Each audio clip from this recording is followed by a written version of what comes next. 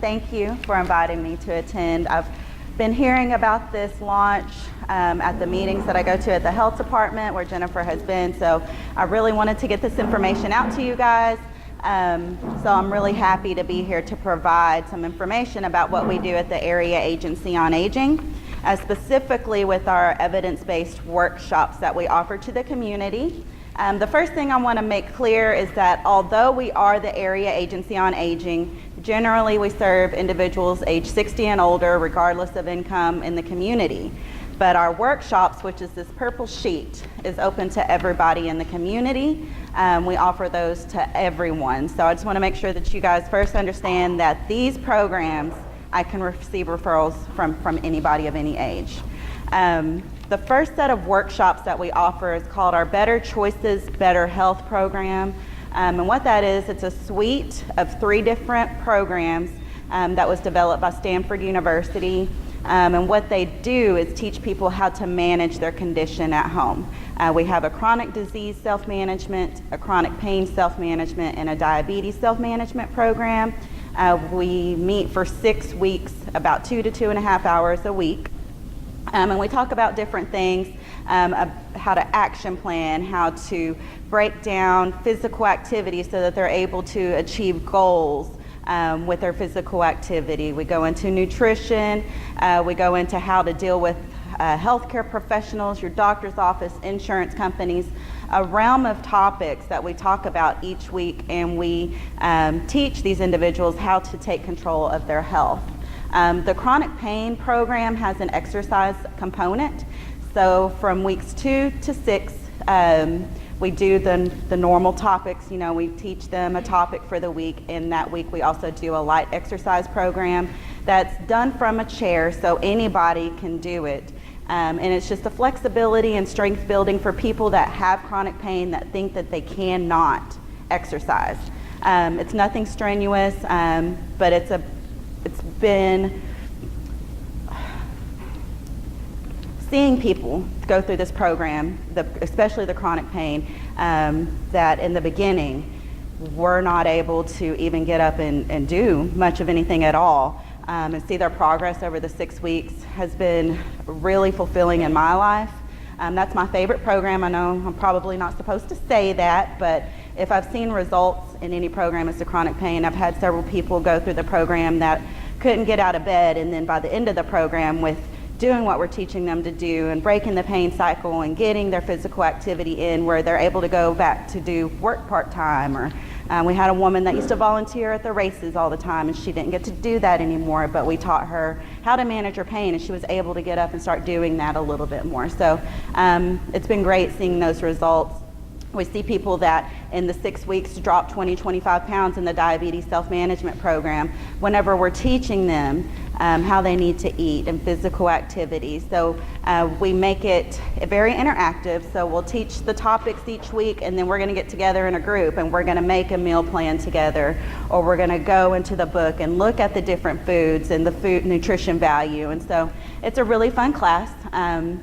And above all, I think that people get that sense of belonging, especially with chronic illness and chronic pain. Sometimes those people isolate themselves. They don't really get out and do anything, but they're meeting people that are going through the same things that they're going through. And they form a friendship, and a lot of them stay together after that, and they meet for lunch or whatever. Those programs are also open to not only the person that has the disease, but any friend or family member, anyone that wants to support them and learn about how to help them become better self-managers. We also have a stress busting for family caregivers program. There's 2 of those programs. One is for caregivers of people that have Alzheimer's and dementia specifically. And then we have a stress busting program that are for caregivers of anyone that has any kind of chronic condition. Those are smaller groups. We generally keep them about 6 to 8 people, and it becomes more than anything like a support group. You guys are getting together, talking about the stresses that you have as a caregiver, and then we're going to teach you how to take care of yourself as a caregiver and deal with the stress that's going along with being a caregiver, making sure caregivers understand how important it is to take care of themselves. If they can't take care of themselves, then they can't take care of their loved one. We do an activity every week. We'll do things like music, art, aromatherapy, meditation, and faith. Like every week we go into a topic, and it's just stress relief techniques. Whatever they choose to take away from it and use at home is up to them, but every week we will teach them different ways to manage their stress. And we'll also talk about what stress is and how it affects your body and your mind and how all of that is connected. And then we also, our last program is a falls prevention program called A Matter of Balance. What that program is designed for is to help people get over their fear of falling, or if they've had falls in the past, prevent falls. Especially in the aging community. We're finding more and more that a lot of people won't do things because they're scared of falling down. So one of the biggest things that we want to do is teach them how to not be scared to fall. There's an exercise component to that program every week, and that one meets for 9 weeks. And it's going to be about an hour and a half to 2 hours. We talk about a different topic each week, and then we also have an exercise program built into the A Matter of Balance that teaches the strength and flexibility needed for a person to be able to get around without fear of falling. We teach how to get out of a chair properly. We teach them how to go through their home and make sure there's no hazards that you don't even think about every day that could cause you to fall. So that's actually one of our most popular classes. Those fill up pretty fast. And those are our evidence-based workshops that we offer.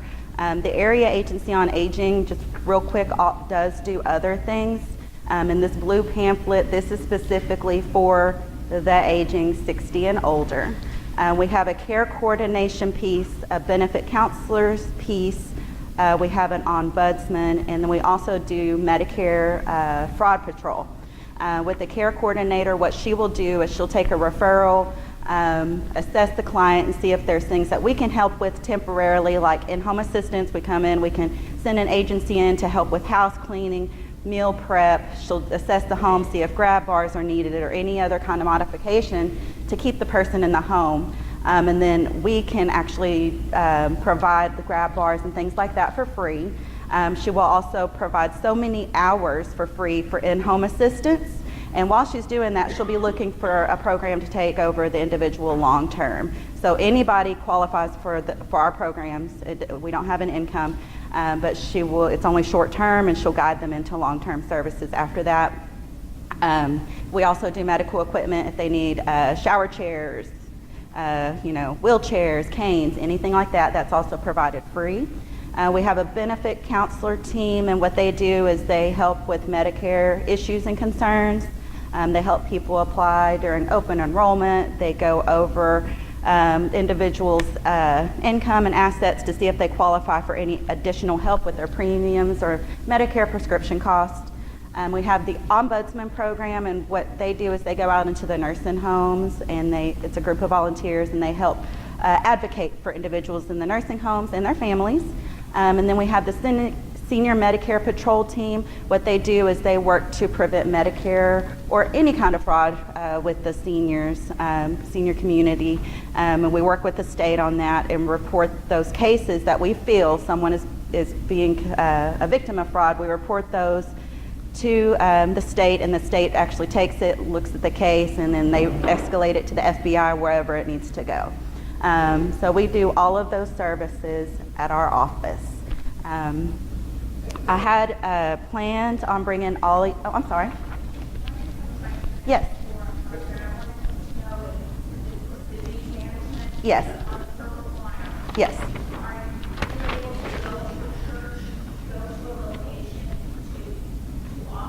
Yes. Yes. Yes, we can. The workshops, the purple sheet, these are mobile workshops, so we can literally take the program anywhere. If you have a group of people already, if you are a member of a church, you'd like me to come in, I can do a presentation. I can also do what's called a zero session, which is like a little mini class to kind of give people a taste of what the class would be like, get people interested, and I'll come into a church wherever to set up a class and do the class. We're mobile. So if you have any ideas or suggestions, or you ever want me to come speak in a group, just call me and let me know. My card is attached to these purple sheets. You can call or email me referrals for individuals. You can give them my information, and they can call me directly. And I was actually going to bring some more of these prescription pads back by to you, Jennifer. I meant to grab them this morning, but I lost my keys, so I guess my superpower should be to always know where my keys is, because I do it all the time. So I didn't get to go by the office. What these are prescription pads, and I have boxes of these. If anybody wants me to bring them to you, I will, and want to get them out to the community. It lists all of our workshops, and you can just write your name, the person's name that you're referring, who you are that referred them, and check mark which program you think they would benefit from, and then they can call me, and I'll get them registered in a program. They're all free. That we do them free to the community.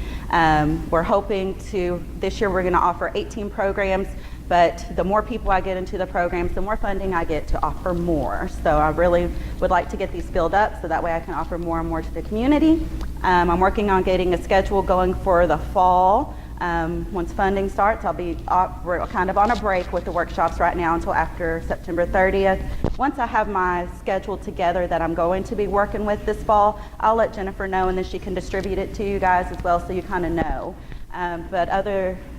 If I don't have anything scheduled, I always keep an ongoing list of people that were interested in a certain program. When I have something scheduled, I call them and say, hey, I have this class going on. Would you like to join? So, does anybody have any questions? Yes, we're on New Road, 1514 South New Road. Do you guys know where the Workforce is and the Goodwill? We share a parking lot with the Workforce. So when you first drive into the Workforce parking lot, there is a building to the right, and it's called the Heart of Texas Council of Governments. That's where our office is located.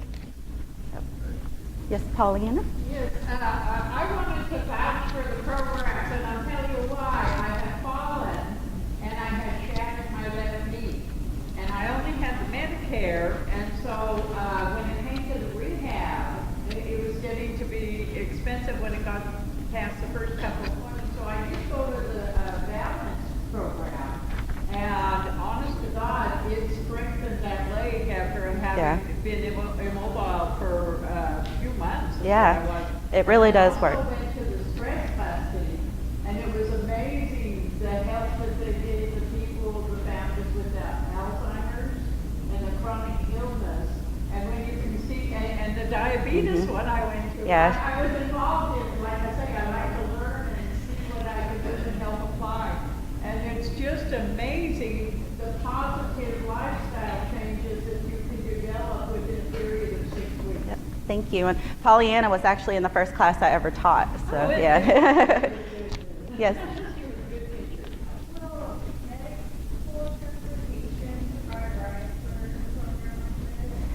Not that I am aware of. She was asking if transportation would provide rides for things like this. That is a barrier that we run into. People want to come to these workshops, but they don't have a way. Our team of the care coordinators, the benefit counselors, those guys will go out to the home. We are working on another evidence-based program to get started, and it's going to be a program that we can bring into people's homes. So hopefully I'll get that going within the next year, and it'll be similar to what we do here, except we're going to be working with individual in the home, teach them exercises they can do in their home, and then we'll be following up with them in their home. But right now, the transportation, I don't know of anyone that will provide rides. Yes. I think you can get those tickets from the rural bus deal, and they're about $3 one way. Yeah, rural. Yeah, and we have transportation in our building, the rural transportation, and they do offer the rides, but it's not free. And it's just really amazing to me how many people can't even afford that couple of dollars. So we run into that a lot, where they can't even afford the couple of dollars to get on the bus. But with the transportation is there, but they do have to pay. Would it be possible to set up a series of these programs in a church? Yes. Yeah. Yes. Like, do one for 6 weeks, another one for 6 weeks, all like that? Yeah, I would actually love to do that. That's what I want to get going with different facilities. Would that have to be coordinated? Um, Are you the only presenter? No, we have a team of teachers, leaders that we teach and that go out and deliver the workshops. It's not just me that goes out and teaches. I do teach, but my main job is to coordinate and manage and make sure and I can get a workshop going in a month. I mean, we just need enough time to fill it. Yeah, scheduling is not a big deal. If you want to put something together, call me. Generally, I like to give it about a month just so we can kind of get a list of people together that want to go. We'll come in a month later and do the workshop. So, didn't you have a program at the VA that you went in and had a big turnout? The Veterans One Stop. Yeah. We did a series of workshops there. We're also doing a series at the Shepherd's Heart Food Pantry, and that's what I'd ultimately like to do, is go in with one and then just keep on going. Yes, ma'am. My question is it open to anyone Yes. without insurance? Yes, it's open to everyone, and it's free. So, like I said, any age. We have 20-year-olds coming into these programs that have been diagnosed with diabetes or whatever, so anybody can come to these. How many do you generally prefer maximum in a class? For the top row, it's different for each program. For the top row, we have to have at least 10 to start, no more than 16 in a class. For the stress busting, we have to have at least 6, no more than 8. And then our matter of balance, we can go between 10 and 20. That class they're more flexible about how many people we can bring in. As long as we can fit them in a room comfortably, we can generally provide the program. All right, and that's all I have. Thank you. So my name is Jacob Newbert. I'm with Visiting Angels. I grew up in Waco, so I probably attended the majority of the churches in this room with a friend at one point or another. I'm a member of Highland Baptist Church. So thanks to Jen for kind of including me in this. When I heard about faith and health, you know, my work is health, and so an opportunity to integrate my faith and my work is something I always look forward to. So thank you for the opportunity. And kind of thinking through what I wanted to talk to you guys about, you know, I want to tell you a little bit about Visiting Angels. Has anyone in this room prior to this event not heard about Visiting Angels, not heard the name Visiting Angels? No, so my job's pretty easy today. So Visiting Angels started about 16 years ago in 2002.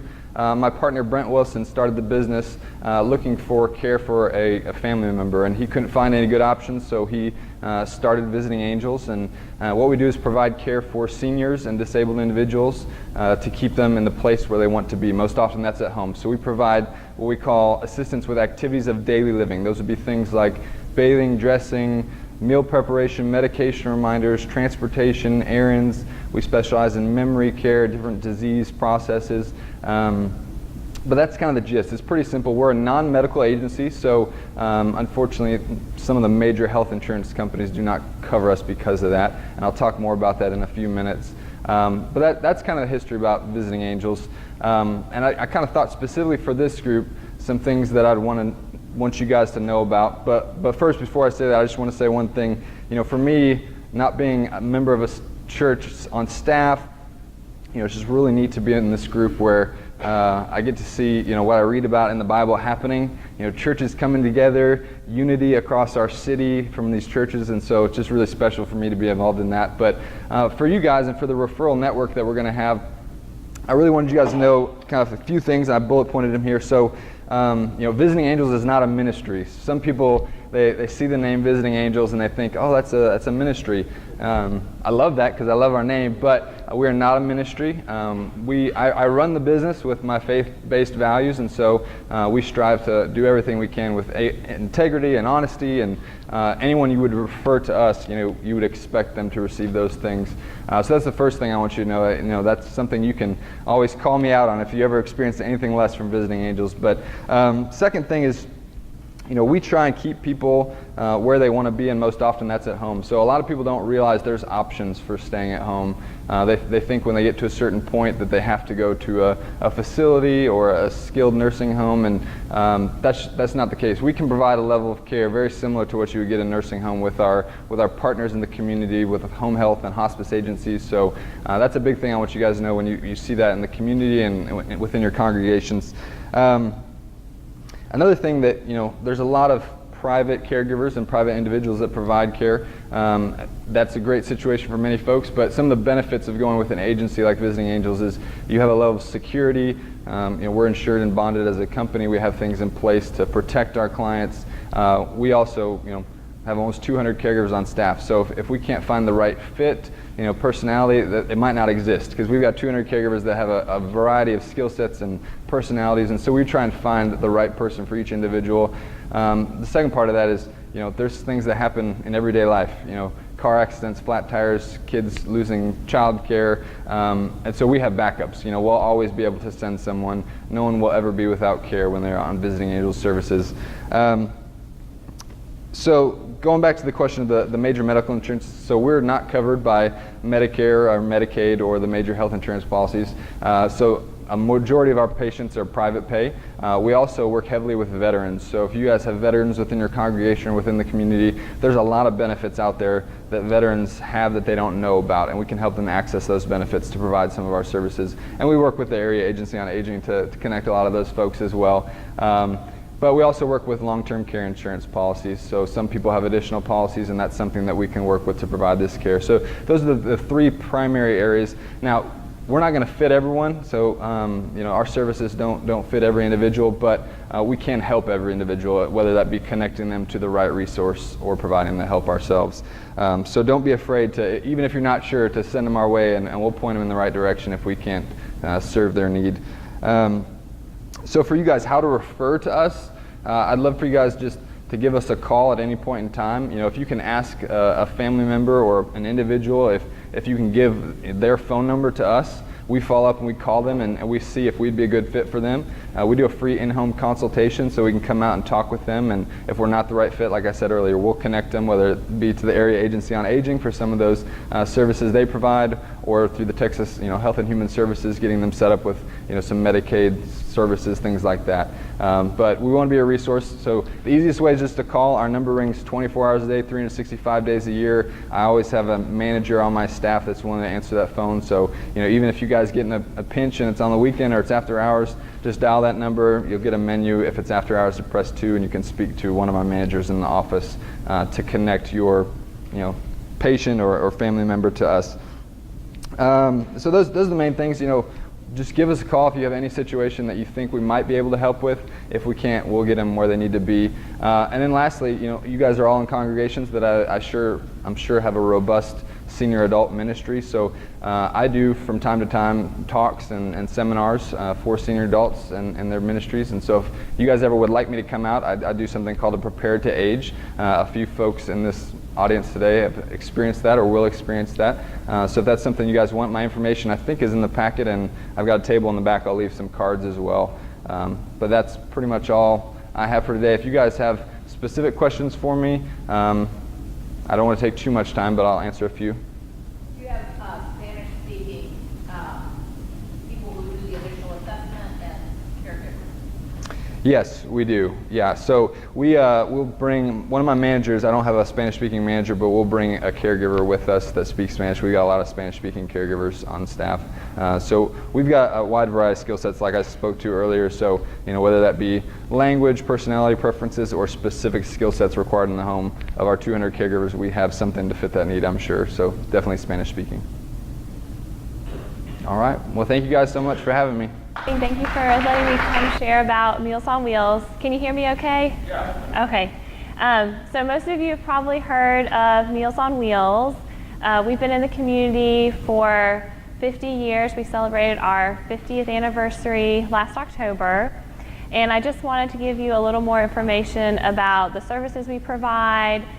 We consider our program to be more than a meal, and so I'll give you a little information about that. In your packet, we do have our flyer, and it has our phone number for making referrals, and also has a phone number for our transportation program. So I know we were talking about transportation issues a little earlier, and we do have senior transportation, but it does cost $3 one way, $6 round trip. So that is a challenge for some of our folks to afford that, but it is something that we offer if someone needs a ride to doctor's appointments or grocery store, to any of the training courses if they're able to afford that cost. So we serve McLennan, Hill, and Falls counties. So our main office on West Waco Drive is where we make the majority of our meals, and we serve about 800 meals a day. So it's a pretty big operation. The folks who qualify have to receive the home delivered meals, have to be 60 or over, unable to prepare their own meal, not have someone in the home, such as a home health personal care aide, who could provide the meal, or a family member. And if they meet that criteria, our goal is to provide a lunchtime meal 5 days a week, so Monday through Friday, and we deliver between 10:30 and 12:30. For some of our folks that live just a little outside of that delivery, the places we normally deliver, we have boxed frozen meals, and those can be picked up at some of our serving sites by family members, or if a client is able to drive at some point to pick up the meals, we encourage them to do that. So let's see. We do, unfortunately, right now have a wait list for new home delivered meal clients. We have exceptions to that wait list. If someone is coming out of the hospital, out of the nursing home, or is referred to us by Adult Protective Services, then we do go ahead, go into the home, do our assessment to see if they meet our criteria, and start the home delivered meals. If they don't meet that exception criteria, we are putting them on a wait list.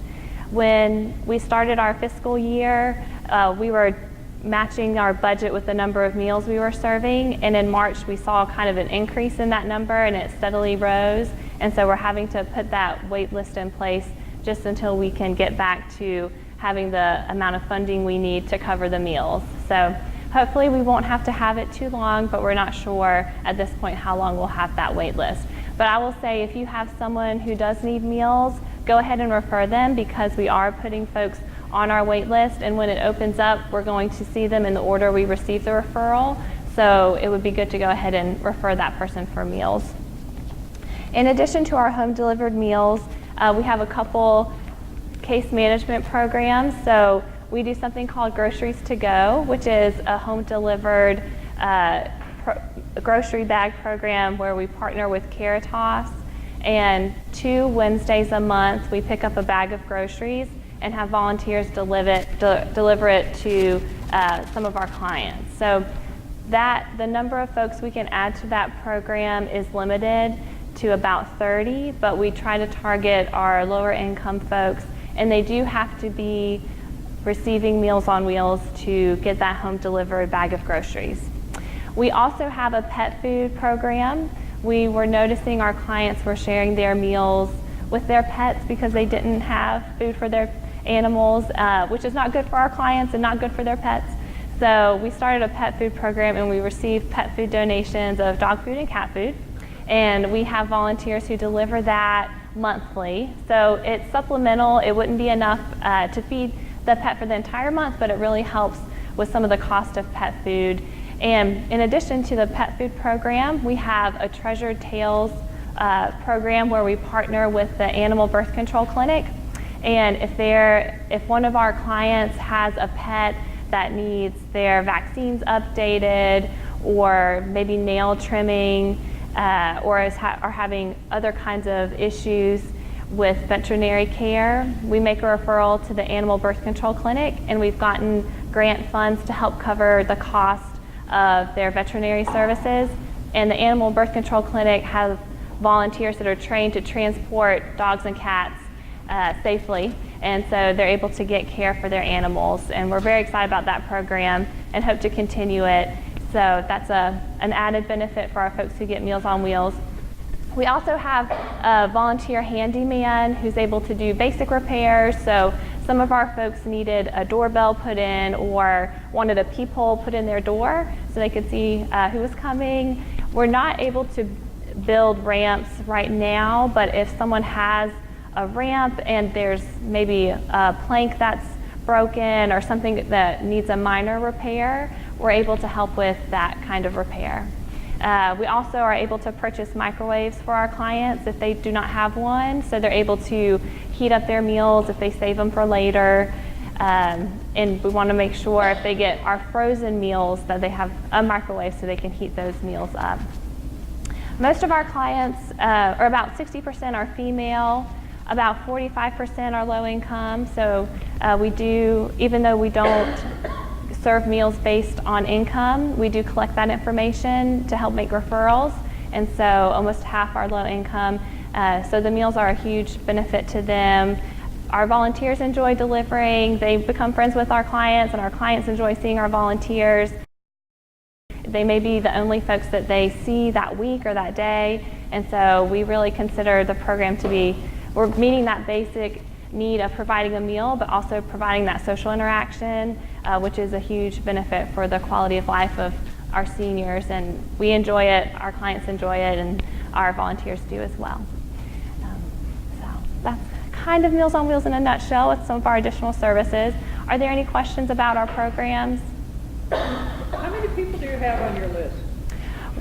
Our current active clients, we serve about 800 or 850 clients a day. How many? 800 or 850. 850? And we serve the 3 counties, so McLennan Hill and Falls, and that's including all those counties. Spanish language and home assessment? We do. I'm Spanish speaking, and I'm able to do in-home assessments, and we've had part-time assessors who do as well, and we often have family members who are able to help, but if not, we do have folks. Now, are you half funded by the government and half funded by the churches, or donations, or what? Yeah, we get funds through the Older Americans Act, and our federal funding makes up about 40%, around there. We get funds from grants, and then funds from churches, individuals in the community, and also our recipients are able to donate, but they're not required to donate to receive the meal. So everyone has the right to, if they receive a meal, but if they are not able to, we don't require a donation. So outside of that federal funding, grants, churches donate, businesses may donate. We try to do a couple fundraisers throughout the year. Any other questions? Okay. Hi, I'm Katrina Linthicum, and I am over case management and also diabetes management over at Providence Hospital. But Sarah's going to talk to you about diabetes. I'm just going to talk to you about the case management portion real quick. Basically, Jennifer just kind of asked me to share with you guys how we at the hospital would be identifying patients that we would contact you about. And how that process would work. So right now, every patient that comes into Providence, we do an assessment to see if they need any help after they discharge from the hospital. So we're looking at, of course, their medical needs, if they're going to need any physical therapy or IV medications for a long amount of time, different medical things like that. But we're also talking to them and trying to assess social barriers. So what type of support they have at home, do they have food, electricity, running water, different things like that. Would they have rides to get where they're going? Do they have somebody to help them with meals? Because a lot of times after you're in the hospital, even if it's just for a couple of days, it leaves you feeling just kind of weak and drained. So you may have been completely independent and able to take care of yourself before you came into the hospital, but by the time you leave, you might need a little extra help than what you normally require. So we're really excited about this program. I think this is a great way, for the community to take care of each other. And I think that's what church is all about, is family, community. It's caring for your brothers and sisters. And so I think this is a great program. The way that I can see us reaching out and using you guys all in this room is that if we see a patient in the hospital that we recognize that they're going to go home, but they're going to need a little bit of extra support, maybe maybe they're going to need just a visitor or somebody to help with meals. And maybe they don't qualify for one of the great Meals on Wheels programs or something like that. Or if they're going to need somebody just to kind of help them navigate and make sure that they're doing okay as they continue to heal. Some people, unfortunately, don't have family to help them with that, and that's where I think the church family would be a great benefit. So if we identify those types of patients, that's where our case managers will talk to the patient, ask them if they've got a church that they're a member of, and if so, we'll ask their permission to contact the liaison for the church. And just let you guys know, we won't release medical information, but just letting you guys know that they're here and they're going to need some help with meals or whatever it may be whenever they leave the hospital. And I know Jennifer said there may even be some opportunity for patients that aren't currently a member of a church but would like to become a member or would like some extra assistance. So that's something that we'll kind of work out with Jennifer as we go, how we could get those patients linked up with you guys as well. So, but that's how we're going to do it initially, and like she said, we're just kind of going to test it out and see and roll with the punches. And I'd love to get as many people referred over to you guys as possible so that. Do you do follow-up? We, so my department doesn't necessarily, the case management department. We do arrange follow-up with, just depending on the patient. So we try to arrange with their primary care provider, their doctor. And Providence clinics have a group of nurse navigators that after they leave the hospital, they contact patients, they call them, see how they're doing, do they need anything. They ask them some medical questions to make sure that they're healing the way they should and make sure that they're coming in to see their doctor. If they don't have a Providence doctor, many of the other clinics in the community do that as well. Baylor, Scott and White clinics do something similar. Family Health Center, they've got some case management services. So we're trying to connect them with that next step. The hospital itself doesn't necessarily follow up. Yeah. Anything else? Go ahead. Yeah. My husband's great aunt was, we were getting ready to go to Montana. And the day that we were getting ready to leave, her caretaker did not show up. And she was almost blind. And we knew there was going to be problems as far as medication, as far as everything. And we called and asked, and they said, well, you live in kind of a rural area, so sometimes we can get you help, but sometimes we can't. And it became a sudden, we had to do a temporary admission to a nursing home because she wouldn't come with us at the time. And so this is what I'm saying is, it's amazing how things can just get disrupted overnight, you know. And we need to have a connection there that, hey, in this emergency, what do you do?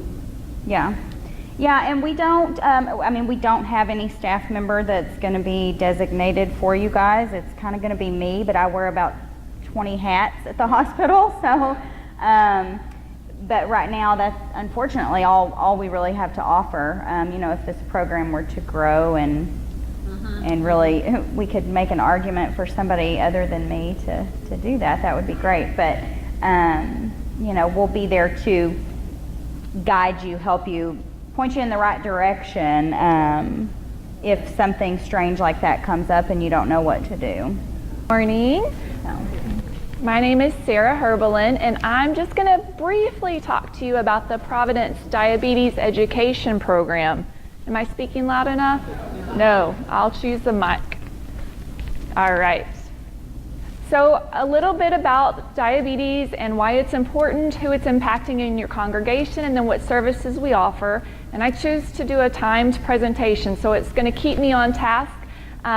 But we know that 1 in 10 people in our area have diabetes. That's a lot of our adult population. We also know that about 1 in 4 of our seniors over the age of 65 have diabetes, because as we get older, all of our risk for this increases. So, and then in our rural communities, we have a little bit higher rate. Diabetes impacts different parts of the body. It's for leading cause of amputations, kidney disease, blindness, heart disease and diabetes are very closely related.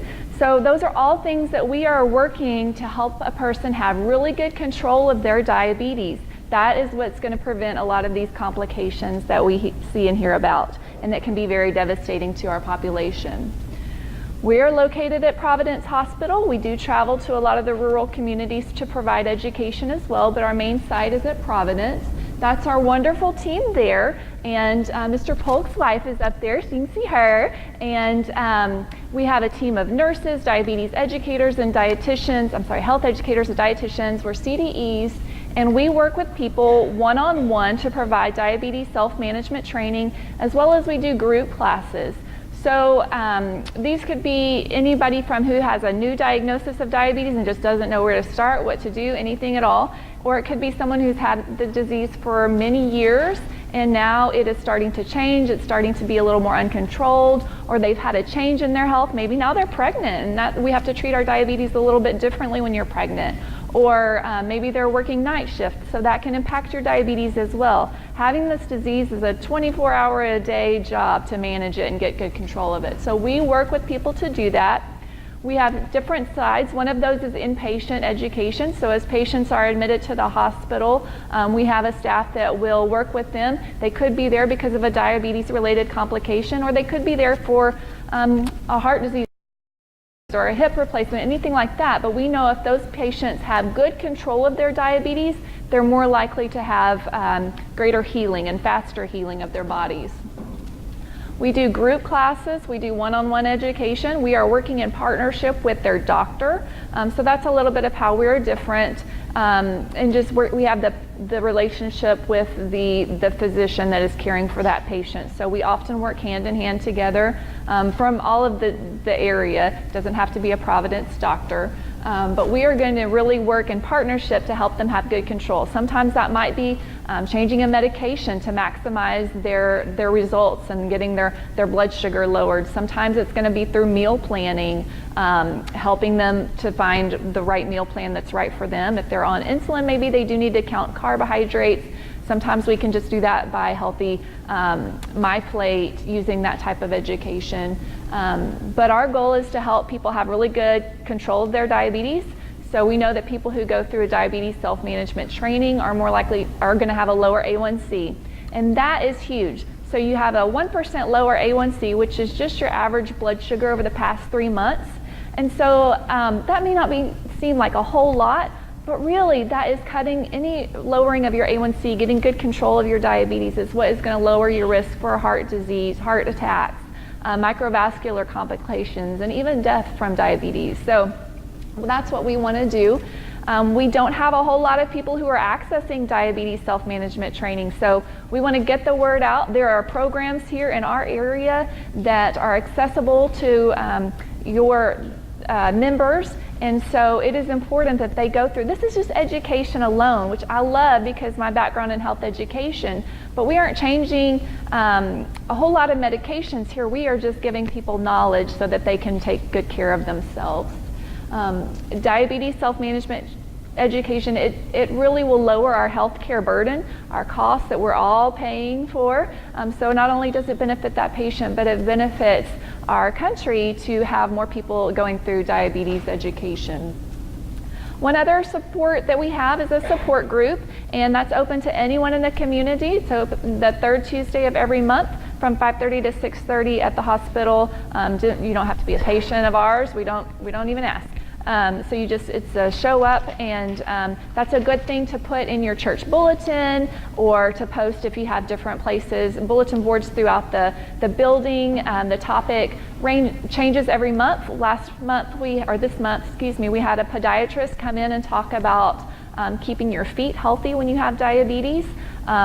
Sometimes we do a healthy cooking around the holidays. We'll have a dietitian come in and talk about managing it through nutrition during the holidays. So just a variety of topics to help us all continue to keep learning, because we all need to continue learning.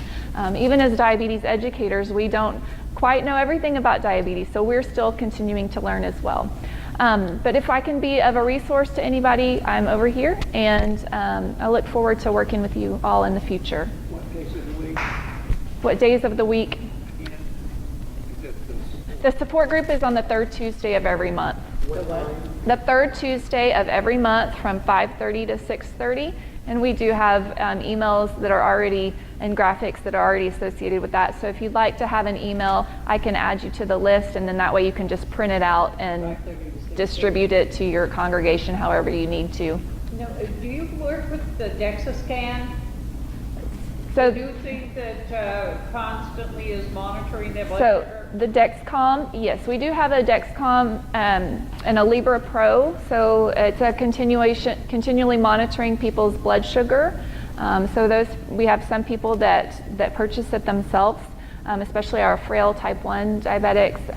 But we also have a sensor that you can wear on your arm that you can get in our office, that you wear it for 14 days, and it tells us what your blood sugar reading is continuously over those 14 days. I'm Sarah, another Sarah, back to back. I have the H on the end of my name, so it's different. So I work at Baylor Scott & White. I work within the Faith Community Health Program, which is a branch off of Faith in Action Initiatives, which has all sorts of they do Second Life resources. So they take our expired medical equipment, put it into a warehouse, and all you would need to do as a church would be to send your 501c3 thing to one of our coordinators, and they can set you up with all of the durable medical equipment that has been expired.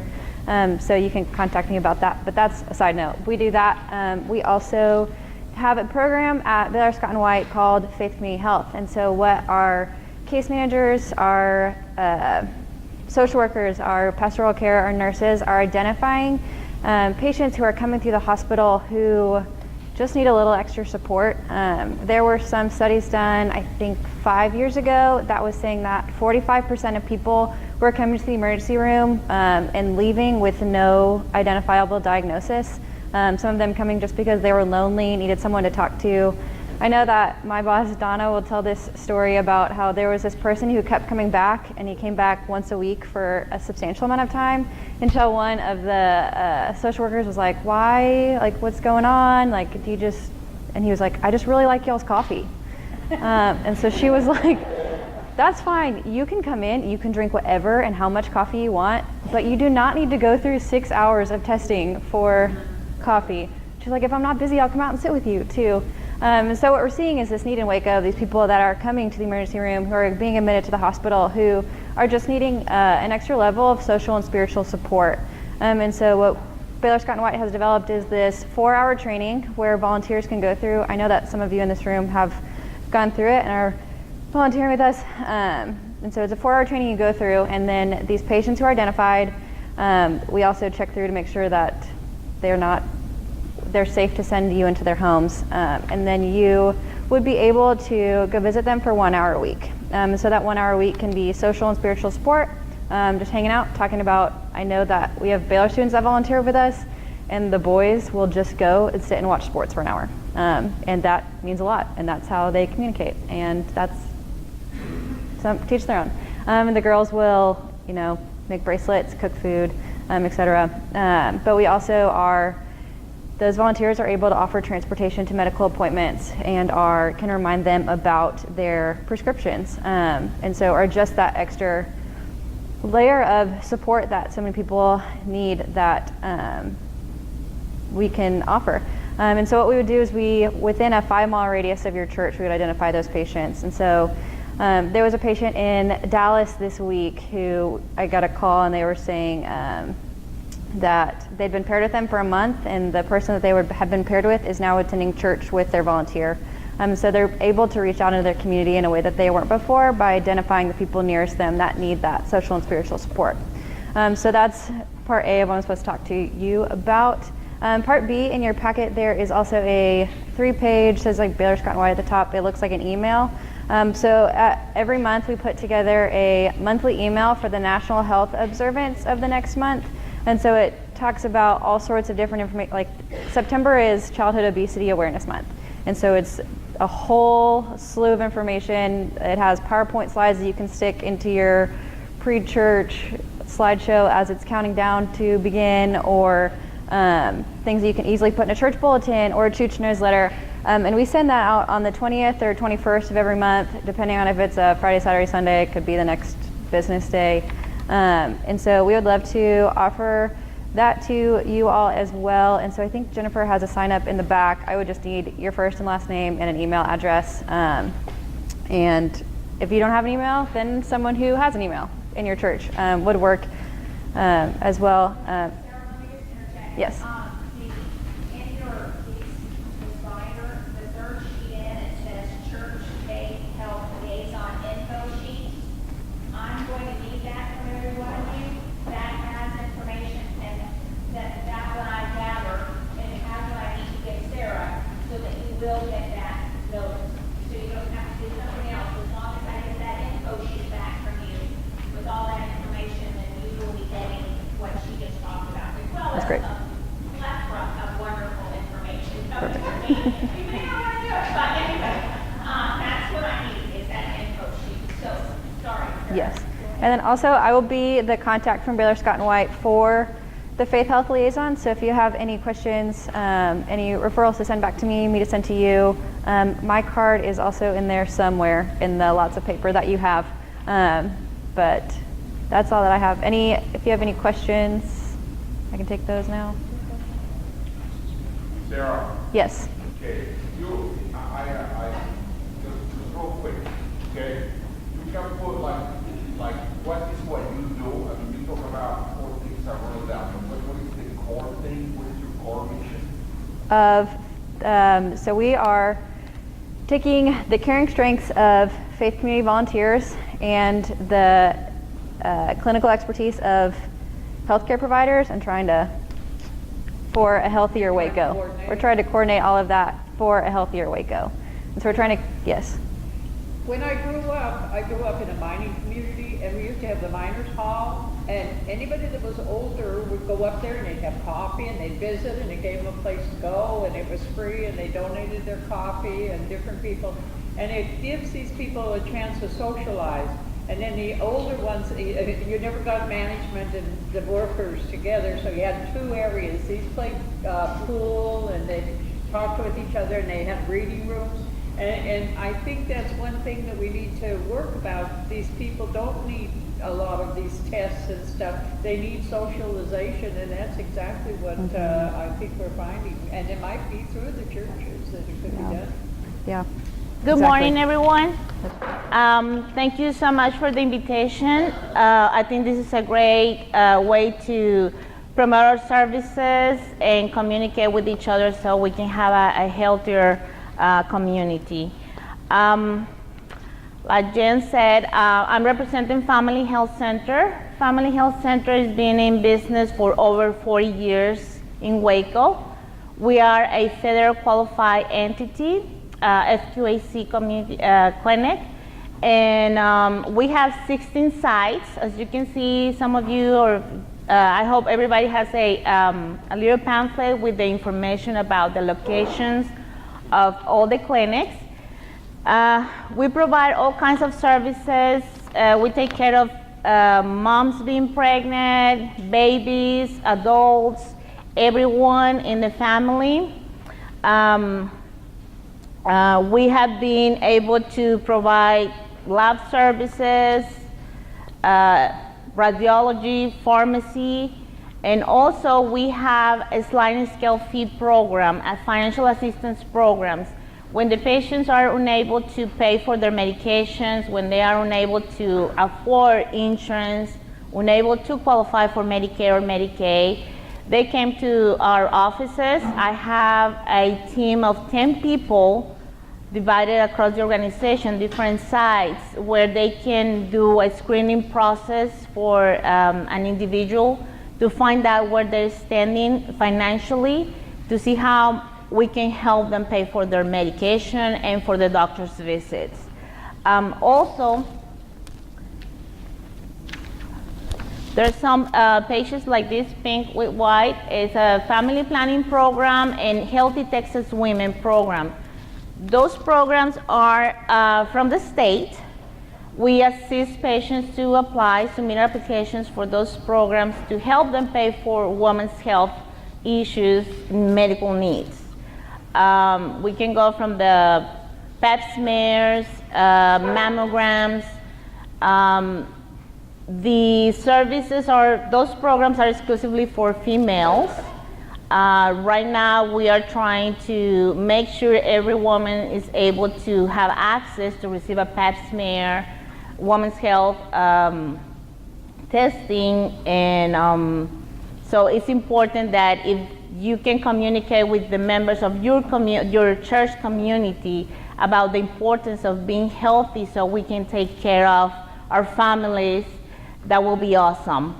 Sometimes we as females, we are afraid to get sick, or we try to take care of everybody except ourselves. So I think that we have to turn around that idea that we need to be healthy in order to be able to take care of the rest of the members of the family. What else? As I mentioned, we have 16 sites. I don't know if you're familiar with Family Health Center.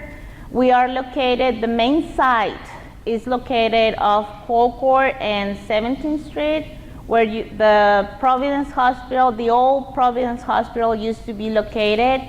Now it's a apartment complex. We are right behind that lot. And as I mentioned, we have different locations, 16 sites. One of the sites that is outside McLennan County is in Santa Fe, and Temple. We call it Santa Fe Clinic, but the rest of the clinics are located in McLennan County. We are open to provide services to all kinds of patients. Anyone can come. We are not restricting our services to, let's say you only have insurance, you can come now. We see everyone. If there's someone in your congregation with, let's say without a social security number, and at that point they will be unable to apply for any kind of insurance or Medicare or Medicaid, they can come to us and we can do an eligibility screening to see if they meet the qualifications to apply for the sliding scale fee. That sliding scale fee program is called the Good Health Card. And the program, the discounts, they can range from 50% to 100%, depending on the income the household is having for that time. Yes, ma'am. The Good Health Card, is it only accepted by Family Health Center clinics? Yes. The Good Health Card, good question, thank you. It's accepted only at Family Health Center. We know sometimes we refer patients to a specialist, and that specialist, let's say echocardiology, they know the patients are being referred from our clinic. They are familiar with our Good Health Card, and they take that into consideration to give some kind of, I don't know, we'll say discount, or they will be working financially with that person because they know the financial status.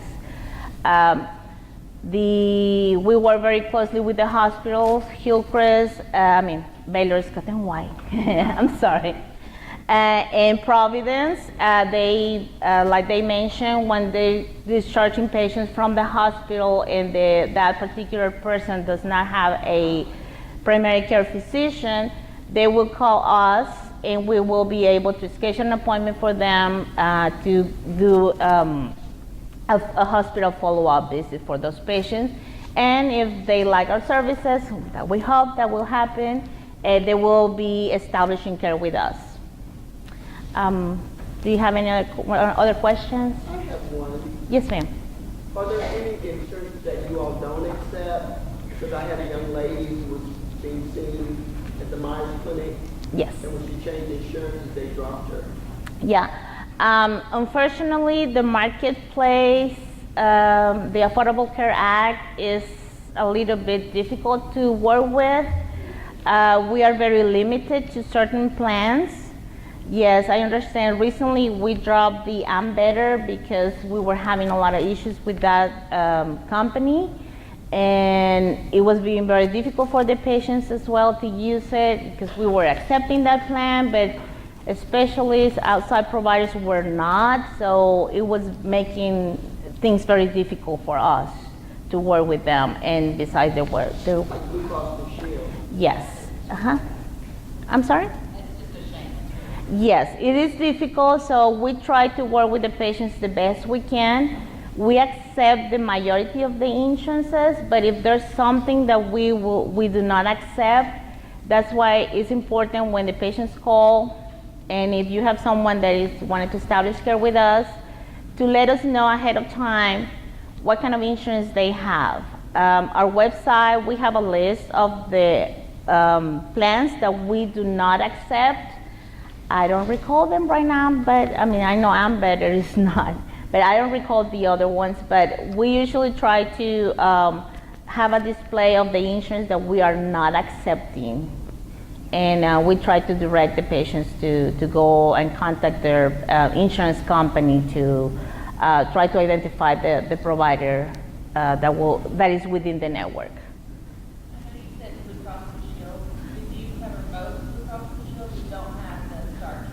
Yes. The Blue Cross Blue Shield Start Kit. That's the program that we do not accept. We aren't in network with them. We are in network With the rate, yes.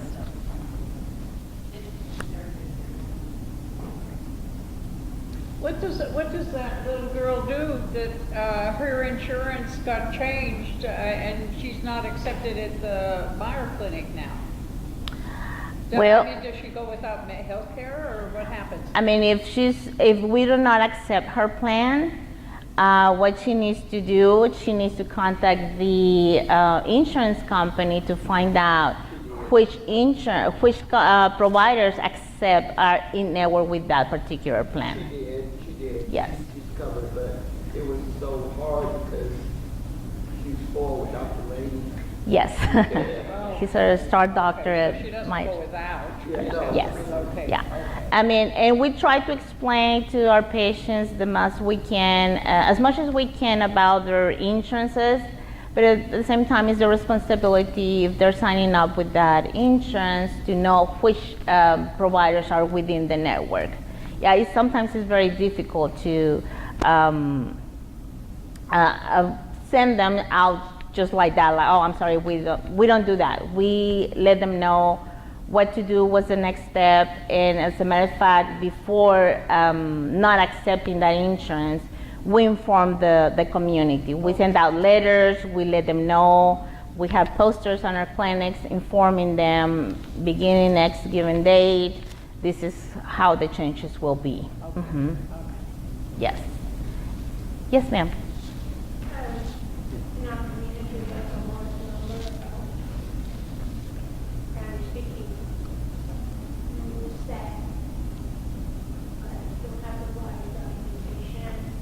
Mm-hmm.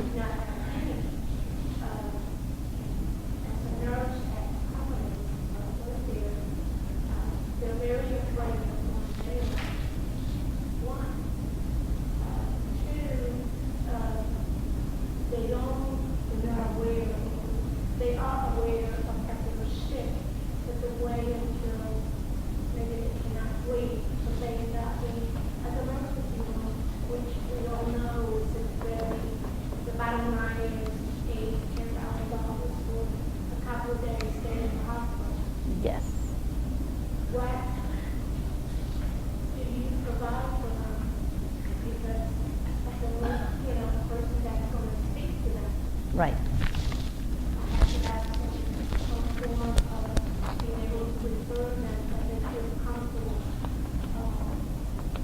Yes, thank you so much for making that comment.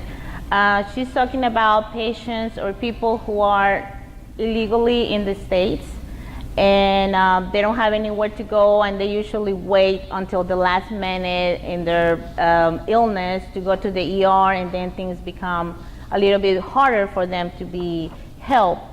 So that's why I'm mentioning that if you got one of these yellow papers, it has information about the assistance programs that we offer. Most of the clinics that we have are accepting new patients. So I will encourage you to promote to the patient, to your community members, to call the main number and they will be able to be referred to the clinic that is accepting new patients so we can schedule an appointment. And as far as financially, again, the programs that we have are available for everyone regardless of their status. If someone is, let's say they just had a baby, they don't have any Medicaid anymore, we will help them apply for the Healthy Texas Women and also help them apply for the sliding scale fee, the Good Health Card. I mean, we have different cases, so when someone comes to our office, we'll make sure to, that's why we print out this paper, so it has the list of the documents, information that they need to present to us, so once they come to our office, we will be able to make a better assessment which program will be the best for their case. And so if someone is in that particular situation, just send them over. We will be able to schedule an appointment and screen them for the financial assistance program, and that will help them pay for their visit and medications. Okay, another question I have is, at this clinic, you have qualified translators. Because a lot of times what I ran into was, going from the fourth floor down to emergency room, because they didn't have someone trained properly, in translation when it comes to medical terminology. We do have, I'm sorry, you're asking if we have people that speak Spanish? Yes, we do. The majority of our employees are bilingual in Spanish, English, and so if a person goes to this particular provider and that provider is non-bilingual, we have staff that can support the provider to do the interpretation for their visit. I am bilingual, meaning first language Spanish. Would there be any problem me going with them? Not so much that I want to know what's going on, but maybe I have To make to sure. report with them, and they might get really relaxed to go with me. As long as that person is giving you permission to be part of the visit, you know, they have a permit in writing that it's okay for you to be present, that is not going to be a problem. And as long as the doctor is able to communicate well with you and make sure that you understand and there is a good communication with this person, it's preferred that our own staff is the one that does the interpretation. But if once you establish the communication with the provider, that is going to be out to their discretion. I'm sorry, one more thing, but if someone is bringing their child who's going to be translating for the parent, that is not acceptable, because that can get us in trouble, because it's just not right. Yes. Say, listen, which ones are your free clinics? We don't have any free clinics. So Myers is the only one that goes from 5 to 7 then? Yes, exactly. They're coming next, so Yes. let's wait for that. Yes. Jeff Myers is Yes. speaking next. Yeah, Family Health Center is not a free clinic. I'm glad that you asked that question, because we receive a lot of calls, people asking, well, aren't you the free clinic? Aren't you the free clinic? We're not free clinic. We accept insurances, we have fees, we accept self-pay patients, we have a sliding scale fees, so we are not a free clinic. Okay. Any other questions that you might have? Yes, sir. Okay, if I can summarize your core mission. Our mission is to provide services to people who are the most vulnerable people in our community, underserved people in our community. That meaning health service. Yes, sir. Health service wise. Any other questions? Yes, we are the free clinic y'all were asking about. We share space with Myers Center Family Health Center. We're all located in the building of the Myers Center. And it's very, very confusing to our patients and a lot of people, because there's two clinics that share the same space. Family Health Center operates from 8 to 5, Monday through Friday. at our location. We operate only on Tuesdays and Thursdays from 5 to 7 p.m. However, we start signing patients in at 4 o'clock.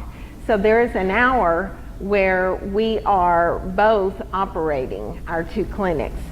We are just an acute care medical service. In our mission statement up here, it says, serving as a bridge for getting our patients long-term help. For us, that is mainly working with Family Health Center. Lee Saxon and I are the clinic coordinators. We run the clinic. We try to go in and visit with every single patient and ask them if they've got the Good Health Card, or if they know about the Good Health Card. If they have the Good Health Card, they're patients of FHC, and we do not see them. We have patients all the time try to come see us, but mainly it's the confusion about the location in the two separate clinics. We operate on a first come, first served basis for our medical services. Y'all all have that out? Good. We see up to 7 or 8 patients a night. We operate only with volunteer physicians and nurses. And our staff, we have 2 Baylor students that are interns every semester.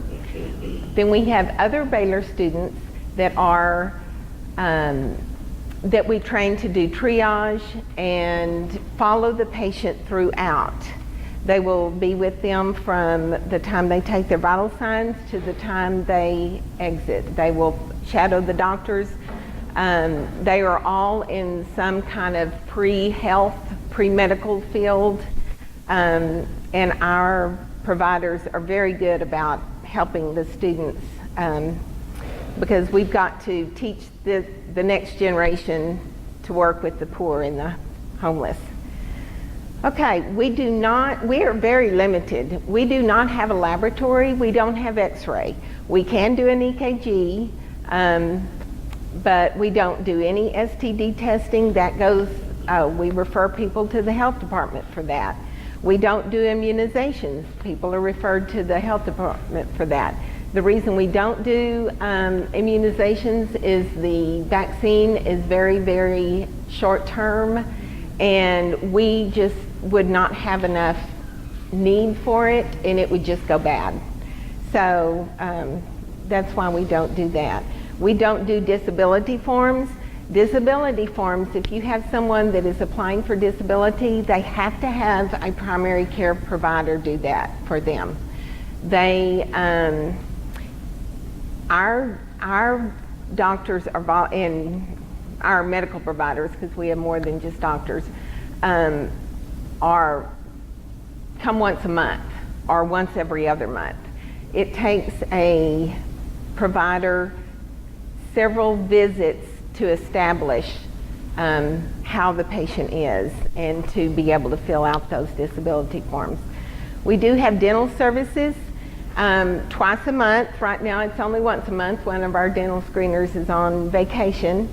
And those dates are not set until the provider comes, the dental screener comes. We do put that on our answering machine every month, the dates. So if you want to know that, just call and listen to the answering machine. We only have resources for extractions. We have 18 local dentists who will do an extraction for free only for people without insurance. And that's also our medical services. We only see people without insurance for our medical services and this dental service for a free extraction. However, we work with FHC Dental. They have 4 sites. They will see our Medicare and Medicaid patients who currently don't have any dental coverage with that Medicare or Medicaid. So FHC, we have a voucher system. They still have to come through us. we have a voucher system where our dental screener looks in their mouth on our dental days and makes a determination which teeth need to be extracted, or and then makes the referral at that time. Family Health Center does not charge the x-ray fee or the office visit fee for our patients. They charge per tooth. Mission Waco pays for half of that, and the patient has to pay for half of that. The reason we don't do free extractions for everyone is Medicare and Medicaid patients do get some help with their health. People without health insurance, it's all out of pocket. So that's why we have two separate programs. We start signing people in at 8 o'clock in the morning for that. There is such a great need. When I walk in, there's usually 10 to 15 people already there in the lobby waiting to sign in. We only take 15. So extractions are a big service. We have orthopedic services. We have a local doctor, Dr. Chad Connor comes. He's a local orthopedic surgeon. He kind of heads up this program. He makes sure if he's not there that his physician's assistant or his partner is there to see our patients. We have to have a referral from their primary care doctor. All of our referrals right now come from FHC. They're good health card patients, and some of the Medicaid patients don't have specialty services for orthopedics, so they come see us. That is once a month, and it's always the first Thursday of every month. But like I said, we have to have a referral from the primary care provider. We do have physical therapy and occupational therapy that has just grown recently, and we're very, very happy about that. We have 2 occupational therapists and 7 physical therapists that will come on the orthopedic night when the orthopedic doctor comes, and also again in the middle of the month, so they can see our patients twice a month if needed for therapy. And again, all of our current referrals come from Family Health Center. And right now we're scheduling into October because the demand is so great with their good health card recipients that are patients who don't have access to anything else. So we're very happy to provide that. We do have a chiropractor that comes the first and third Tuesday of every month, and that's available to anyone who does not have that care. Vision screenings, we do that every Tuesday. We have one local optometrist and then a Vision USA where we can get 7 people per month a free eye appointment with a optometrist. Then we have a separate program where they fill out some paperwork, and through Healthy Eyes Eyeglasses, where they can send off and get a voucher for free eyeglasses. It is possible for someone to get free eye care, but it takes about a month for all of that to happen. We do TB testing for anyone. If any of y'all needs a TB test, we do it for anyone every Tuesday. You just have to be able to come back on Thursday and get it read. That's the only day that we do that, because that's the only day we're open. If you miss it, you just have to be retested on Tuesday. We do have a psychiatrist that comes. Right now, his services are limited to the Mission Waco, anything under the Meyer Center building, to our social services and our counselor. He primarily sees the schizophrenics, the bipolars, the ones that are not well controlled. We do see a lot of psychiatric patients that come through our medical program and do get some medicine, but again, we try to get them in the FHC system because they do have counselors, and we don't have that. Are there any questions? If I've got this right, if somebody comes in, like on a Tuesday, okay, at that point in time, we try to get them engaged into the FHC or the... All we can do is give them the information that she just gave you on the Good Health card. We cannot make them go. We do see people time after time after time who just will not go get the Good Health card. And it's cheaper. Yeah. How much is it? What, the Good Health card?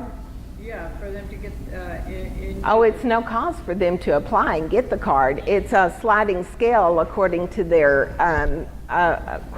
income. Yeah, it's a copay.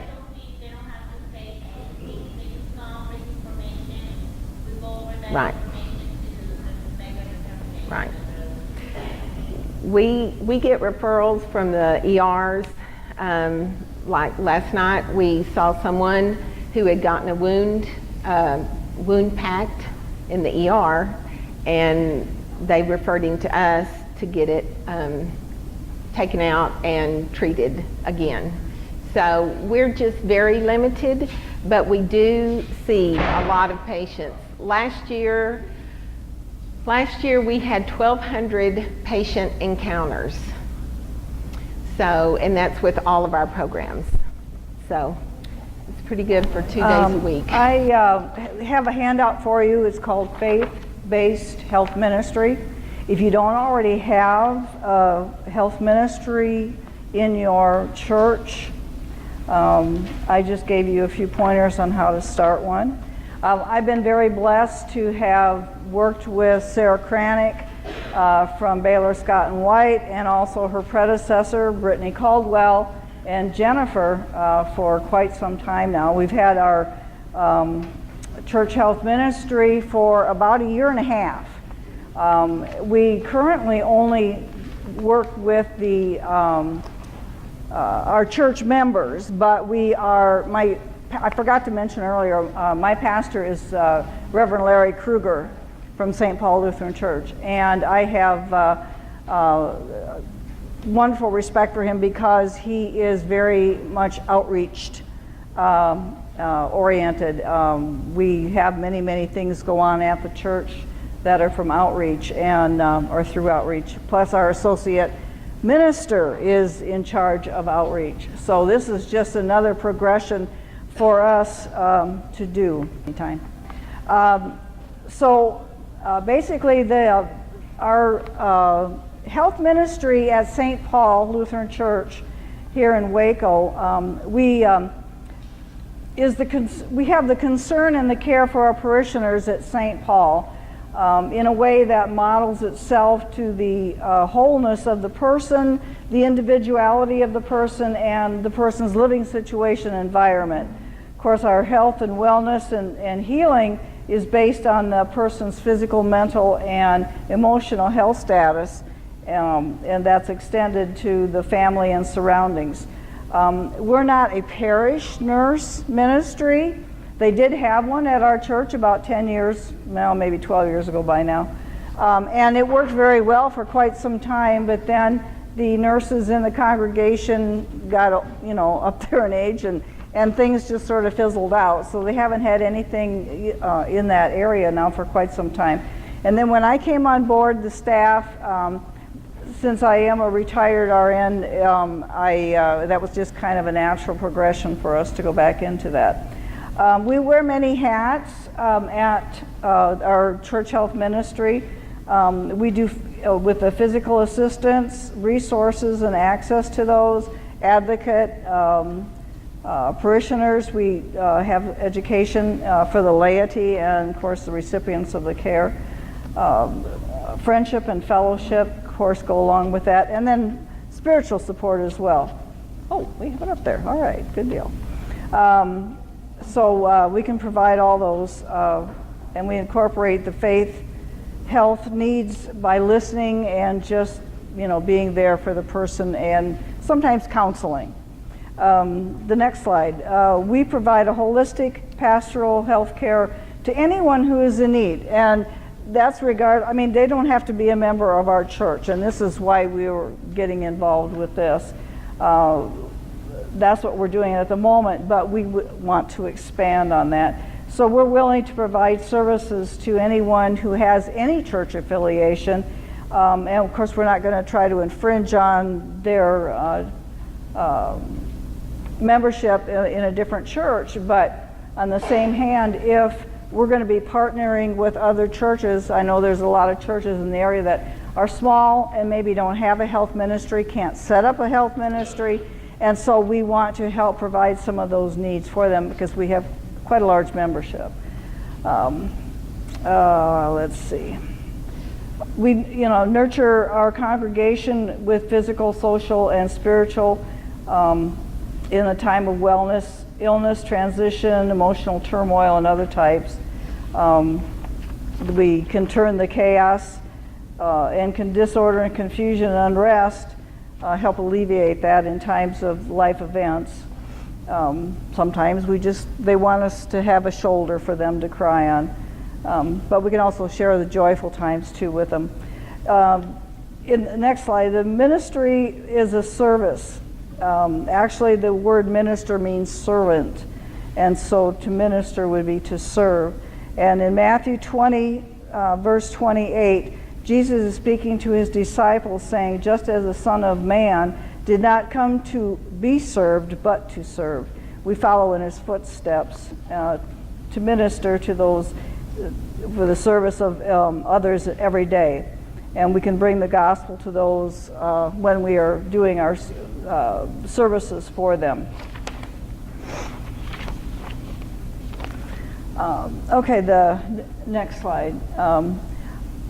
Like I said, I'm a registered nurse. I have a couple of degrees. I have an associate degree in science. I have an associate degree in business administration. That just kind of happenstance. But then I went to the seminary in Indiana, like I mentioned before, and got a master's degree of arts in theology and deaconess studies. At the time, I didn't think that was going to mesh very well, but it's turned out to be a very good asset between being a retired nurse and a deaconess.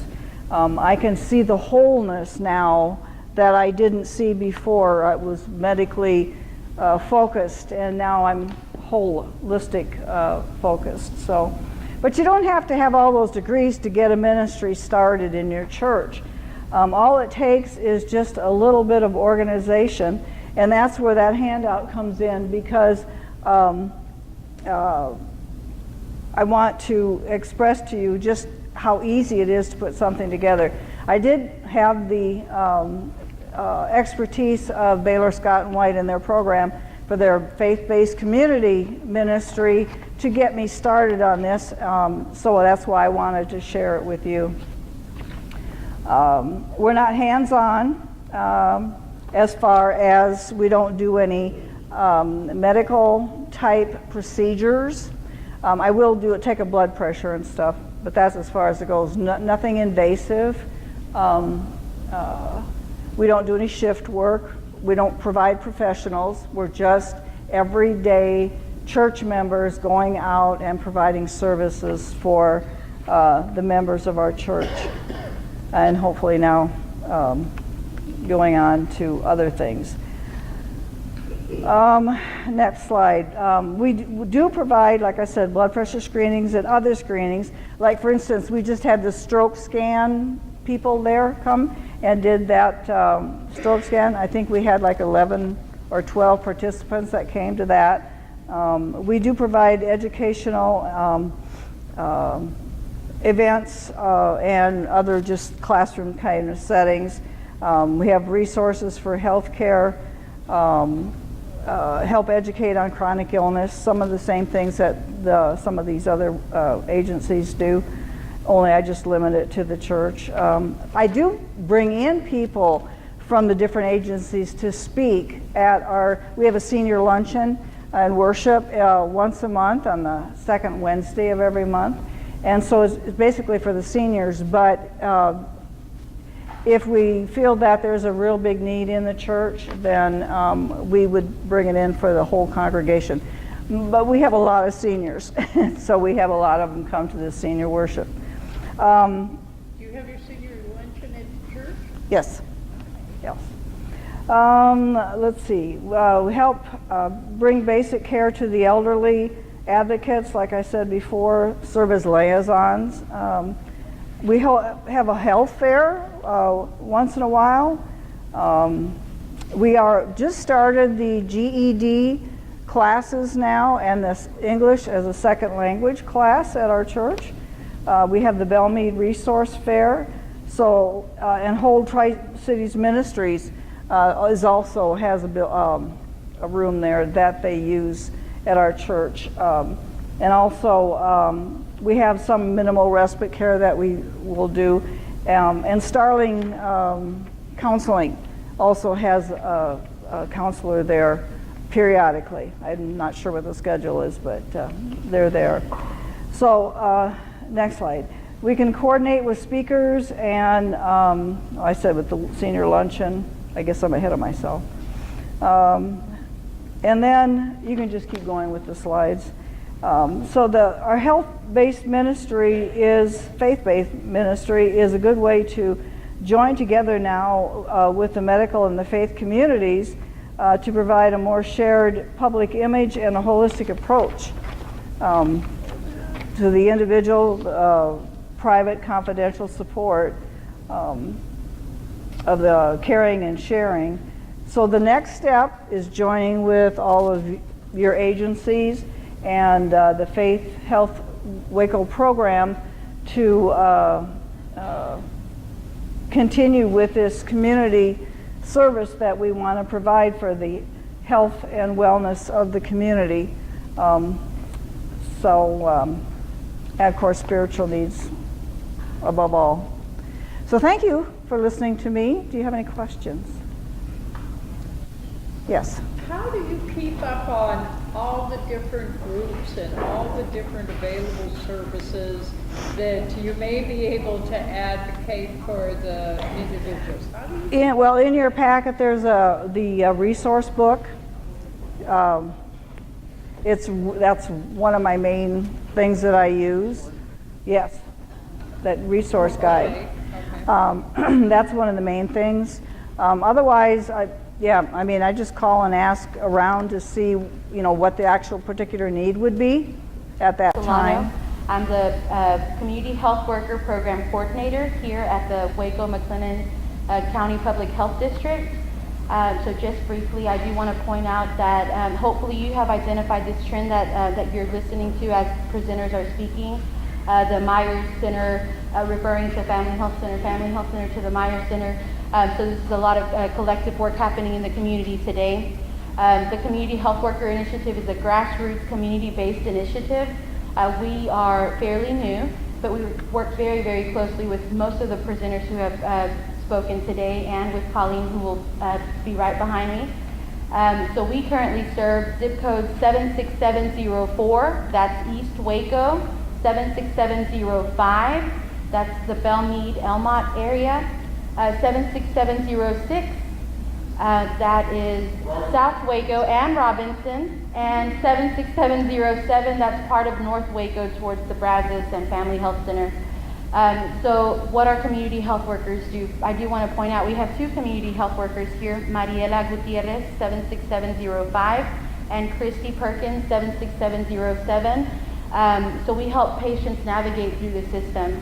All too often, I'm sure you are presented with situations where the client doesn't know who to turn to, how to understand a new diagnosis, how to navigate a system. They have a life change, they've lost their job, they've lost their spouse, they have a new baby. We help them walk through the process. We help them connect to our safety net, the Family Health Center for primary care services. We help them connect to coverage, which is Clara's department, and really walking with the families through the process. I would like to share two examples that two of our community health workers who are present have experienced. Christy Perkins recently was with a client who resides in 76707 near 17th and Colcord. The primary care provider they were assigned to is in Belmead at the Belmead Community Clinic.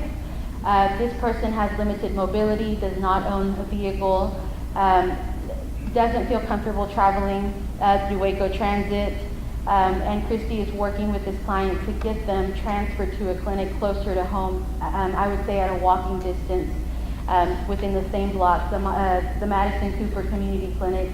So it's going through the proper channels, getting this communication to the site, checking on the status, and keeping the client in the loop throughout the process. Our focus is primary care services.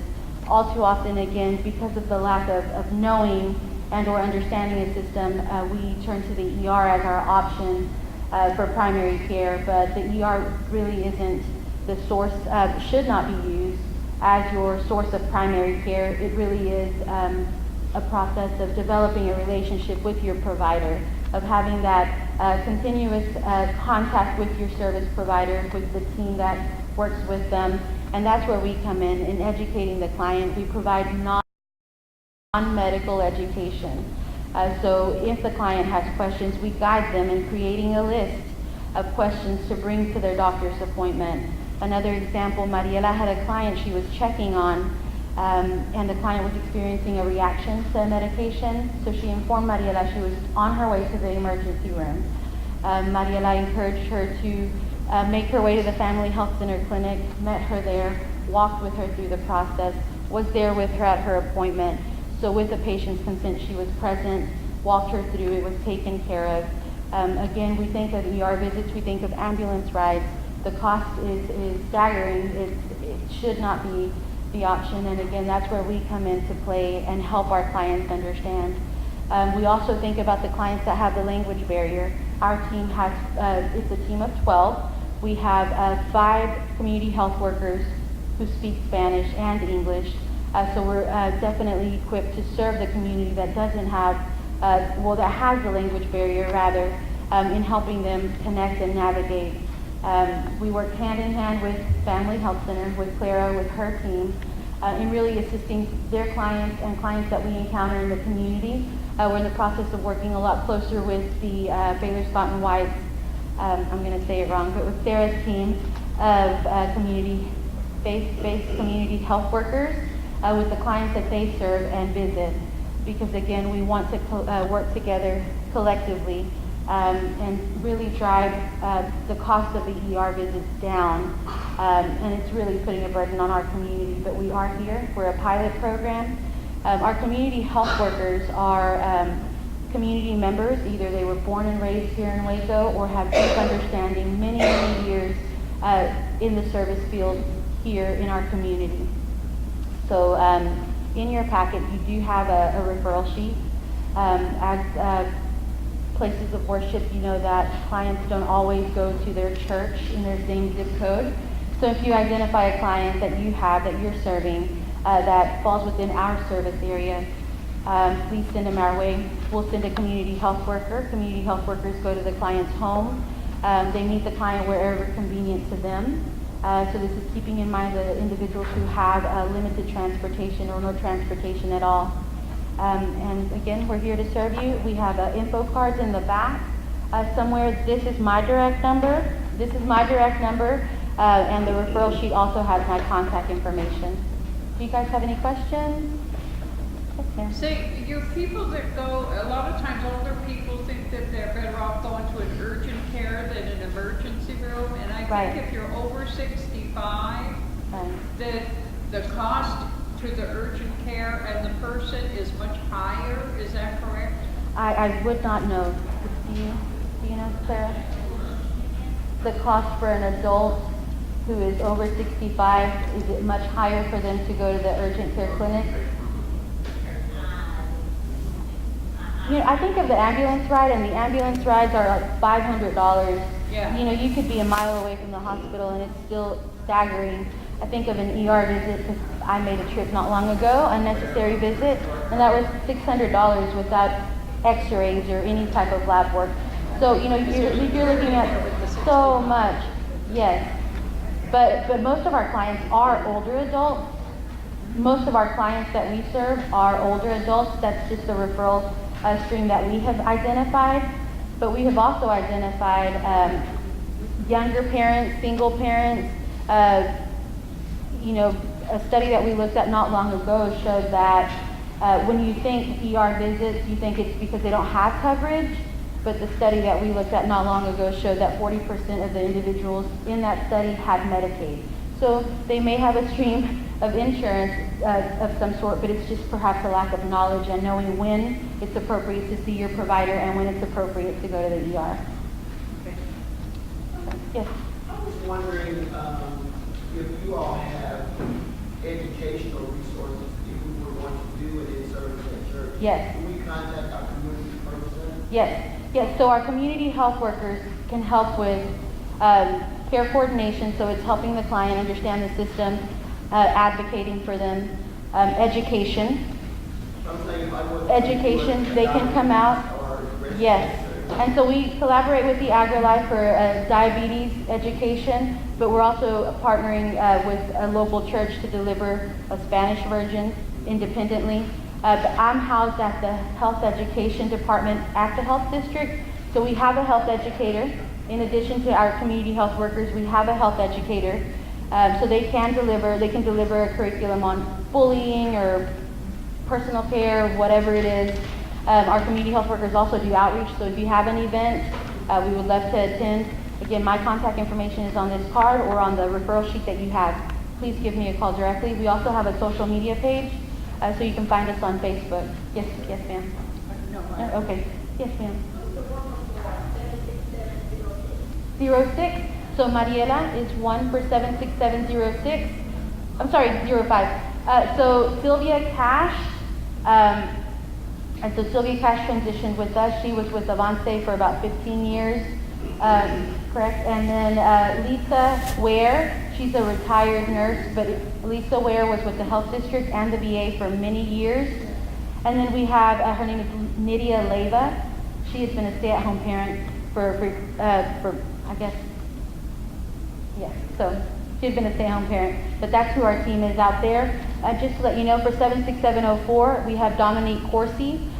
She is a resident and an active parent in the community within the zip code. Richard Evans, he retired from the city of Waco, the HIV STD department.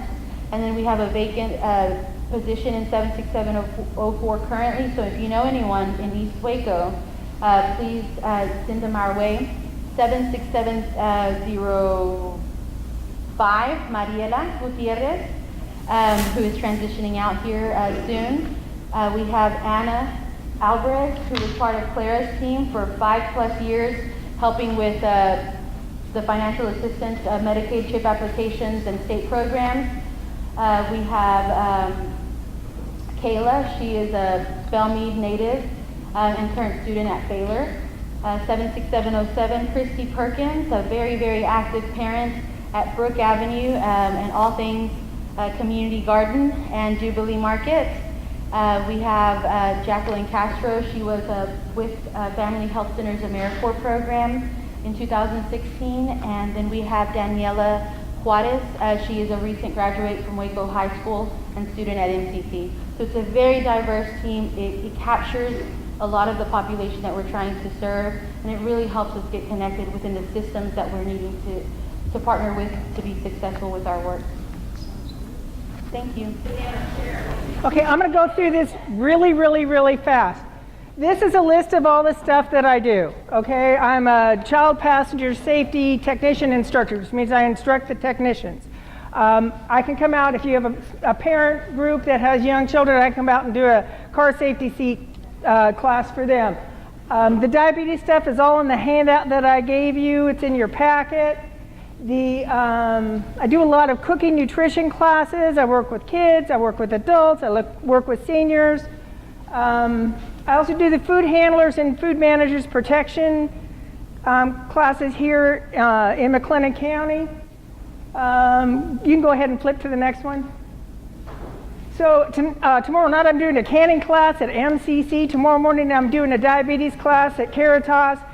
Let's see. I do parenting classes. I'm a certified Together in Texas provider for marriage classes. Welcome to the Real World, which is for kids in high school to get them an idea of how much money it takes to actually live as an adult in the real world. Let's see, what else? Healthy cooking schools, and I do cooking demonstrations. I'm going to be at the farmers market a couple more Saturdays before the end of the year, doing just some cooking for people. I do cooking classes with you, or I do a lot of them at MCC. I go out to churches all the time and do cooking with friends classes, which is just you get a bunch of people together and we all cook, we make something, and we talk about nutrition and that kind of thing. I do a child care conference that gives CEUs to child care providers every year, and a caregivers conference that is directed at the people who care for maybe elderly parents or a spouse or people, someone like that. Okay, if you want to go ahead and go to the next one. Go ahead and skip that. Skip that. Skip that.